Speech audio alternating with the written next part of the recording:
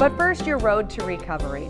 Quarantine means spending more time with your loved ones in tight spaces, and while there are benefits to all that quality time with the family, there are some issues that can arise. So I spoke with CEO of Intermountain Hospital, Jeff Morrell, for some advice on those family matters.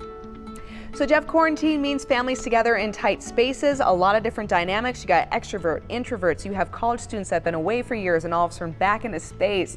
How do we manage all of this? Keeping busy. That's the most important part for your own mental health. You have to remain busy.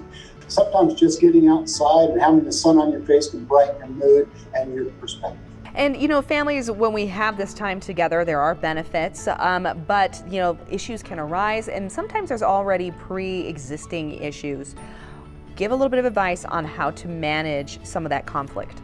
One of the best ways to ease that stress and uncertainty associated with the quarantine isolation is to revert back to your typical routine. It may be as simple as we eat during this hours, we do the dishes before we go to bed, we play games, we identify as humans those things that make us feel good and make us feel happy. That's the important part of routines. It's not necessarily the routine itself, it's just by the conditioning that we have with routines about making us feel good. Let's talk about parents. A lot of dynamics happening right now. You have one parent at home, not only working from home, but also homeschooling and managing the kids. And then the other parent is still out in the field.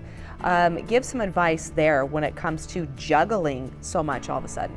We talked about the CDC guidelines, but the most important part again, is to make sure that you communicate with your spouse, with your children. Mm-hmm. Okay, so communicating and some patience probably sprinkled in there as well.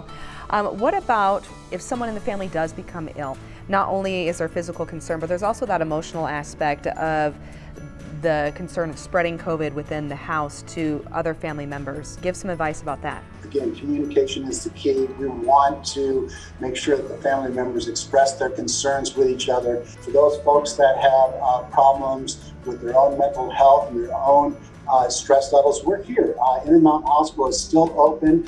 Pick up the phone. We're here 24/7, or you can go to intermountainhospital.com.